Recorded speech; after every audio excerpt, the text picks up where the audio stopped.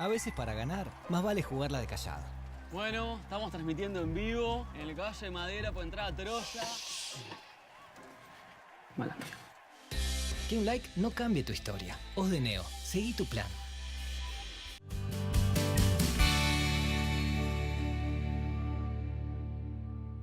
Hola, ¿cómo les va? Bienvenidos. Un gran placer hacer salud en todas las políticas.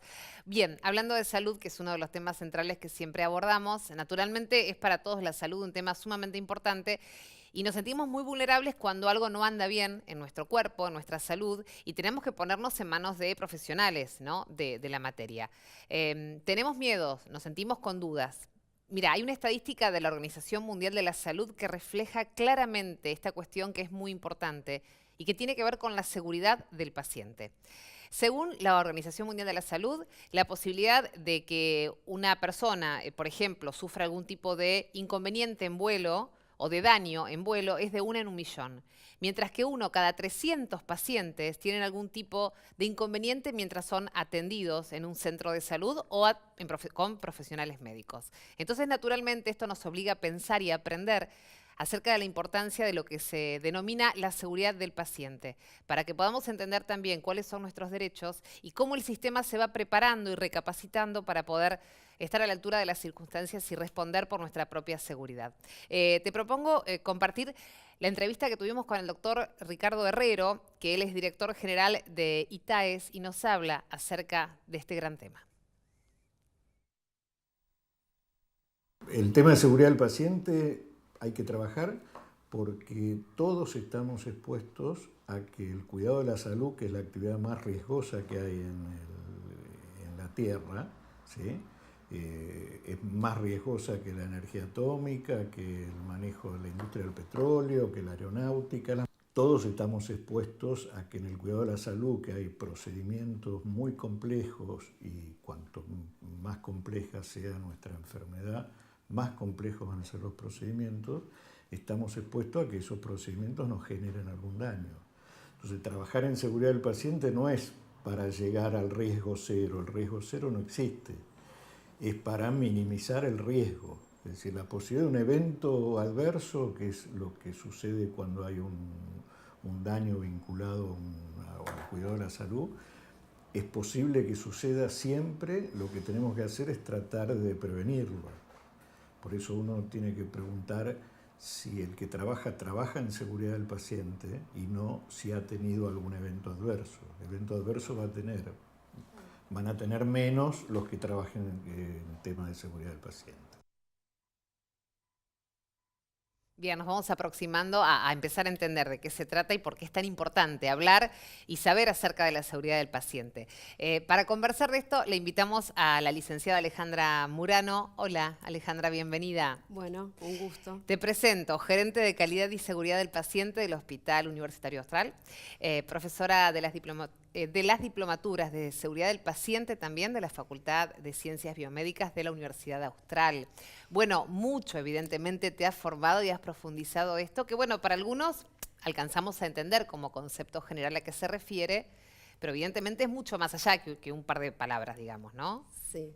Bueno, yo en realidad empecé a trabajar en el hospital hace 20 años, desde que se fundó, en el año, 20 años, 19, en el año 2000, y tuve un gran interés por todo lo que era los procesos y la mejora de procesos, y a partir de ahí comencé a formarme, y con principal foco en el paciente, ¿no? Por eso es que terminé trabajando un poco en lo que es la calidad y la seguridad del paciente.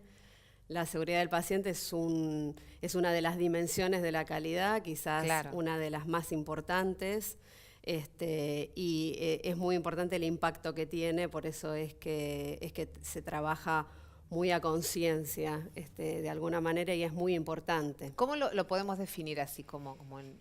Lo que es la seguridad del paciente, más que lo que es en sí la seguridad, es todo lo que podemos nosotros llegar a hacer para evitar, era un poco lo que explicaba el doctor Herrero, ¿no?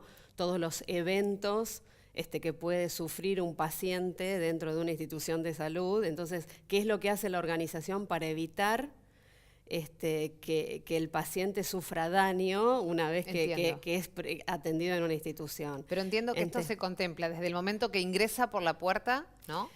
hasta que se va de alta, sea por un ratito o por una internación o una operación Exacto. programada. ¿Por qué es tan complejo trabajar en seguridad del paciente y por qué lo que mencionaste en la introducción hay tantos eventos? Porque es una disciplina muy compleja. Uno cuando entra en un hospital está conviviendo con un montón de rubros y de especialidades, desde el área de operaciones, la arquitectura, el área de recursos humanos, el área de mantenimiento, el área de cocina. Claro.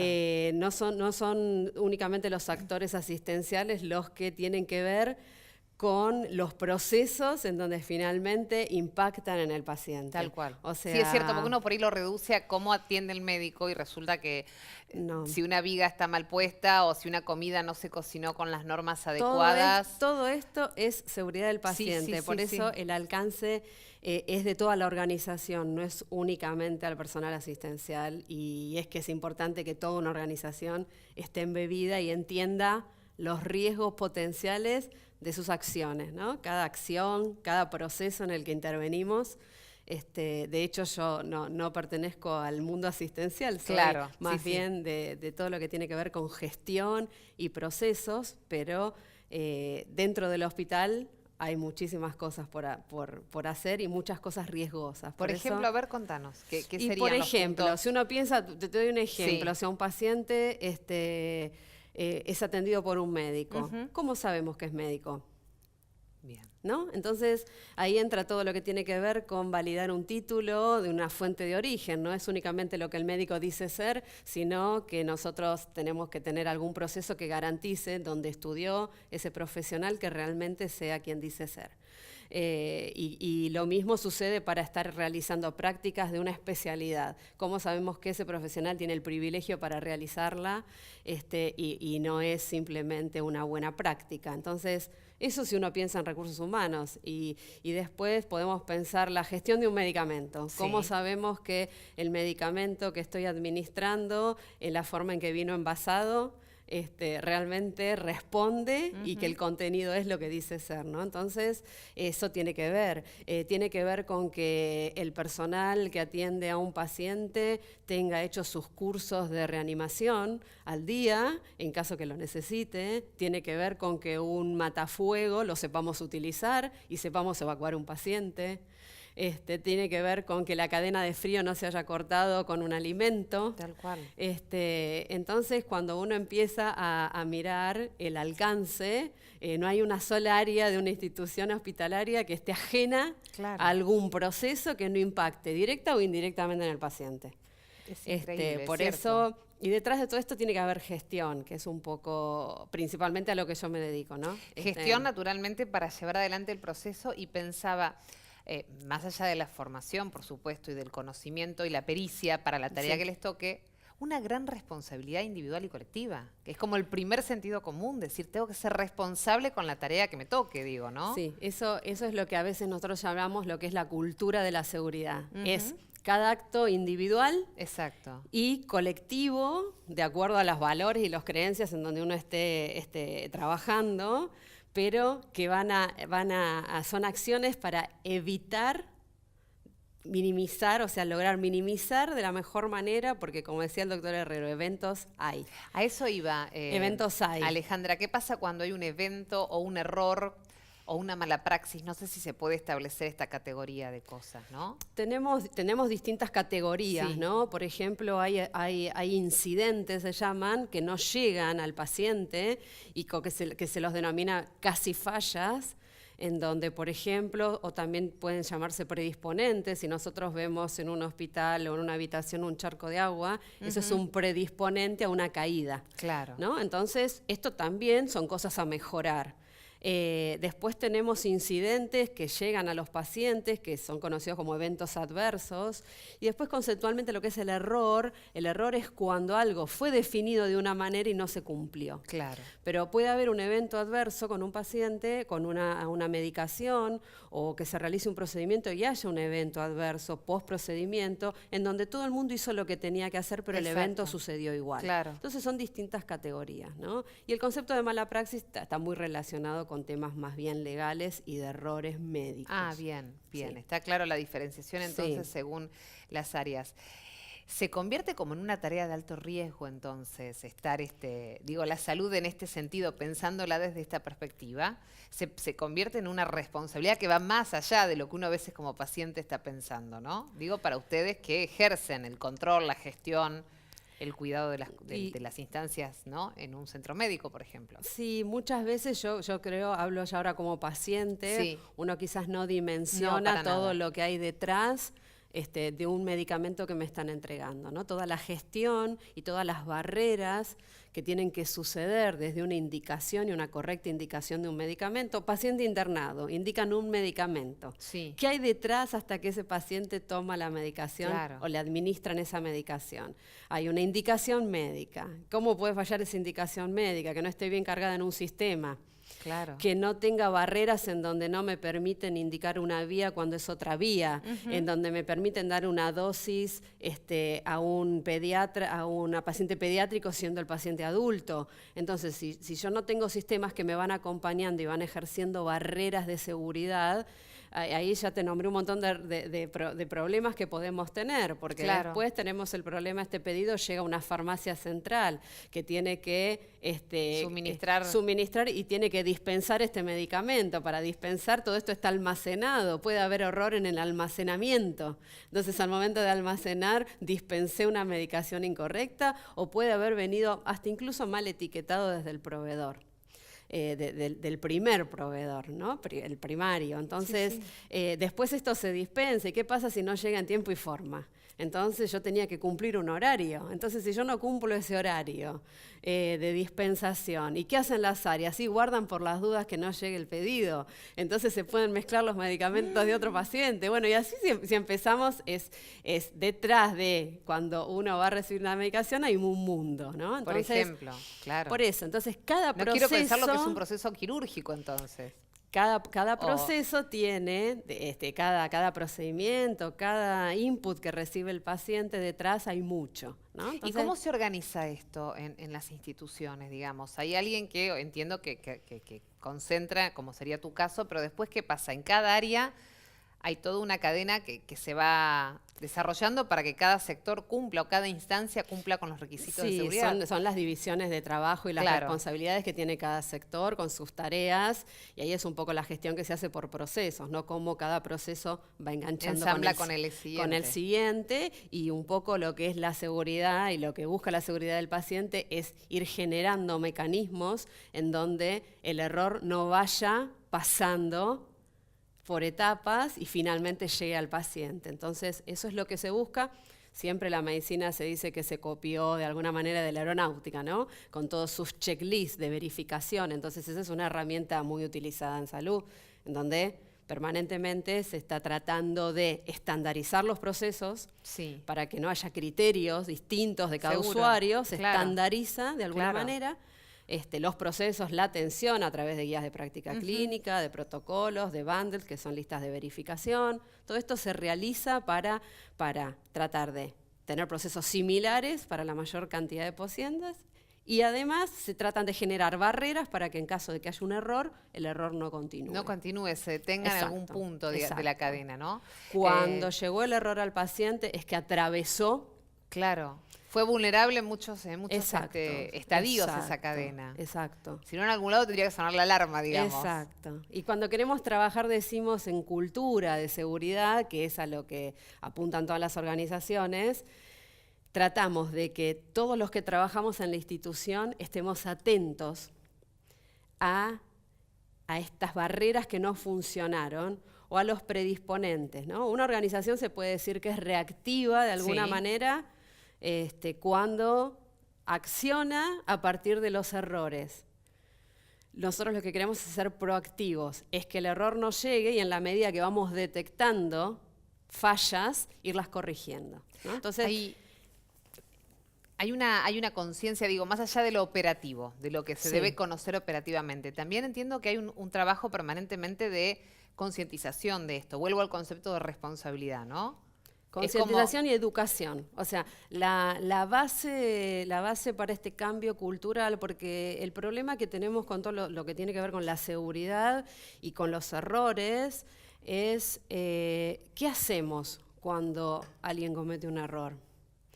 Entonces, esa es la clave de la cultura en la organización en donde uno esté trabajando, porque si se penaliza a quien se equivoca, es muy probable que esto después no se reporte o los errores se tiendan a ocultar.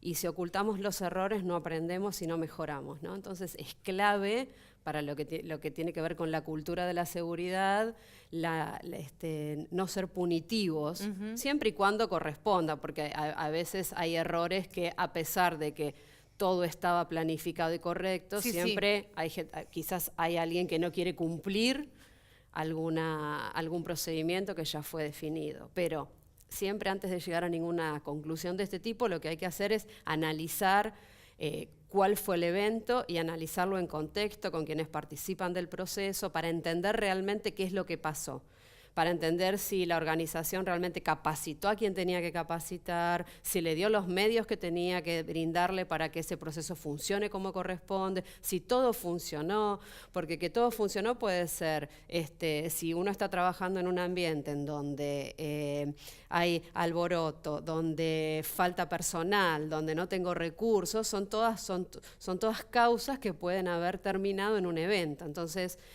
hay que ser muy cuidadoso con esto de la cultura no punitiva, porque es una atenta contra lo que uno pretende, que es que la gente reporte con libertad los eventos que encuentra para así seguir mejorando. ¿Hay marco legal para todo esto, Alejandra, o depende un poco del criterio que cada institución aplique, más allá de los protocolos médicos, de cuestiones que ya no tienen discusión, sino que... No, desde el punto legal tenemos ya todo lo que termina en un juicio por mala praxis, y después desde el punto de vista de las habilitaciones, los centros tienen habilitaciones para realizar, desde el punto de vista físico y procedimental, digamos, están habilitados para realizar determinadas cosas, pero después tenemos auditorías de las distintas ministerios, claro.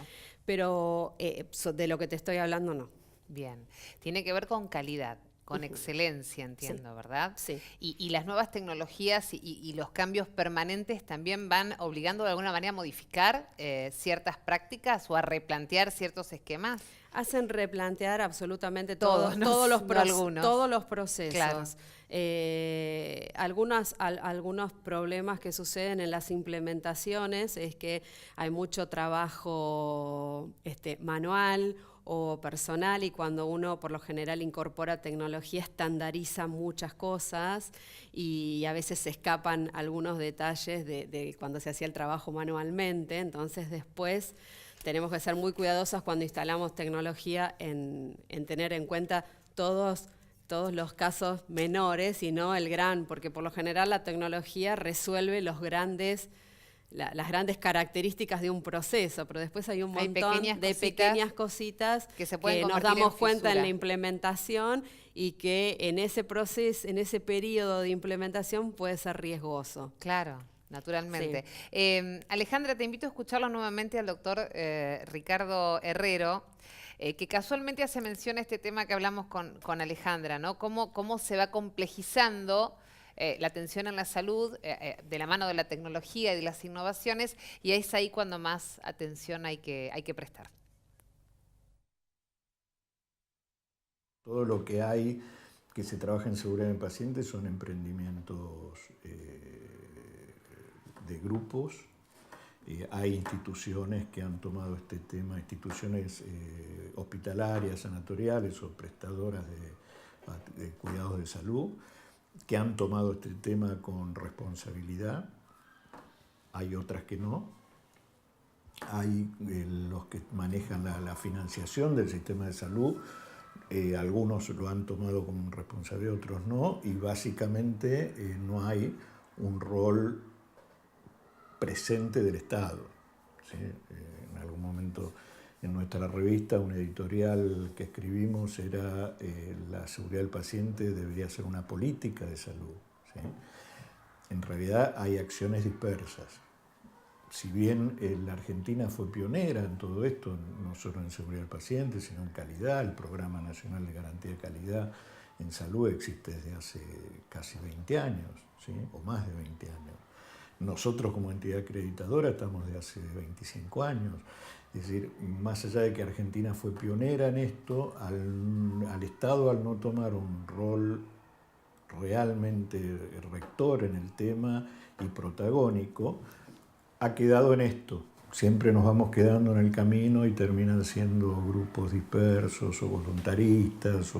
Todo el mundo está con un problema grave en esto. Estamos hablando de países, estamos hablando de unas cifras importantes de eventos adversos relacionados al cuidado de la salud. En algunos países más altas o mucho más altas que los accidentes de tránsito, ¿sí? Es decir, se ha trabajado mucho en accidentología de tránsito, entonces en algunos países donde han trabajado seriamente han bajado sus índices en forma importante, y haciendo lo mismo en salud no están logrando bajar los índices. Algunos con grandes esfuerzos están manteniéndolos, ¿sí? El problema es que si no haces nada, a medida que la medicina se va haciendo más compleja, más riesgosa, los pacientes cada vez son más complejos también, la posibilidad de que aparezcan eventos riesgosos va aumentando. Entonces, si no haces nada, no solo no los vas a bajar, sino que van a ir progresivamente aumentando a medida que se complejiza la atención médica. Qué área difícil, ¿no? Uno lo ve de afuera y no tan de afuera, porque ahora te voy a preguntar, Alejandra, también como pacientes, qué responsabilidad tenemos en esto. Pero digo, instituciones públicas y privadas tratan de llevar adelante, entiendo, este concepto o esta política de seguridad del paciente, pero ¿hay alguien que supervise, digamos, los procesos en los sectores? No, supervisión no tenemos. Lo que sí tenemos son distintos tipos de acreditaciones o certificaciones que muchas veces son, por lo general, son de gran ayuda, porque muchas veces en este mundo que te hablé, que es enorme, quizás las direcciones, además de que tienen que darle los números. Claro, por supuesto. ¿No? Entonces, ¿cómo equilibrar un poco todas las necesidades, la satisfacción del paciente, la seguridad del paciente, la satisfacción del personal, con sus ingresos, y todo lo que es el mundo de la salud, que es complejo, ¿no? Entonces, a veces las acreditaciones lo que hacen es, trabajan como una guía, ¿no? ¿Por dónde empezamos? Entonces, una acreditación es algo muy bueno, porque de alguna manera está marcando el rumbo. Nos invita a no discutir entre lo que para mí es importante y para otro directivo no es, en una misma dirección. Quizás tenemos distintos intereses, entonces a veces es difícil priorizar. Cuando nos ponemos detrás de una organización, de una acreditación, lo que hacemos es unificar fuerzas. Sin duda. Tenemos un proyecto en común y hay algunas discusiones que ya no se tienen. No se cierran, están saldadas. Ya están saldadas porque es lo que nos plantea esta acreditación. Entonces, si uno la organización piensa bien de acuerdo a las necesidades que tenga en ese momento, va a ser el tipo de acreditación que busque. Bien. Porque hay acreditaciones que hacen foco en los procesos, hay acreditaciones que hacen foco, certificaciones en generar políticas y procedimientos, y son muy, porque es lo primero que tenemos que tener escrito, la ley de alguna manera, para que todo el mundo la siga. O hay acreditaciones que hacen foco en los cuidados centrados en el paciente. Entonces, de acuerdo al momento cultural, porque esto es un camino que es lento. Sí, me imagino. Porque es un cambio. Entonces, en base al camino que va recorriendo la institución, es el camino que va siguiendo en cuanto a sus acreditaciones. Pero está claro. Eso son herramientas súper valiosas. Sí, son como guías en el camino. Son guías, ayudan a trabajar en equipo, o sea, unifican cuando las acreditaciones se logran.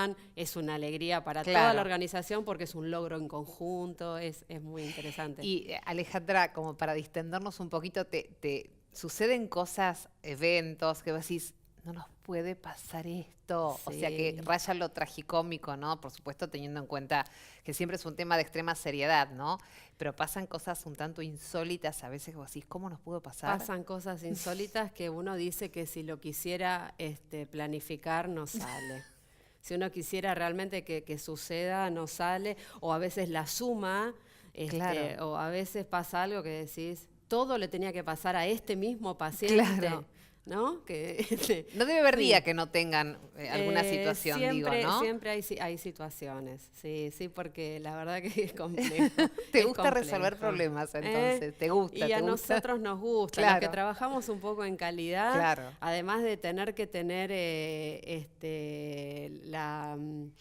no tener frustración, ¿no? Porque es bastante frustrante porque nosotros estamos mirando siempre lo que hacemos mal. Claro. Entonces, estar todo el día mirando Sobre lo que hay que buscando, mejorar claro, y lo claro, que hay que claro, mejorar, claro. a veces es un poco desanimante, pero por lo general, todos los que trabajamos en esto tenemos claro que esto es un proceso, que es un Bien. camino y que en el trayecto nos va pasando de todo un poco. y no nos desanimamos porque nos gusta. Claro que sí. Sí. Alejandra, un placer haber Bueno, conversado con vos y haber bueno, aprendido un poco un acerca placer, de esto. Gracias por la invitación. Y Hasta la próxima. Hasta la próxima. Seguimos Perfecto. trabajando en la seguridad del paciente, Muy ¿te bien. parece? Bueno, muchas gracias. Gracias a vos por Muchas venir. gracias. Hasta la próxima semana. Un gran placer como siempre. Chau.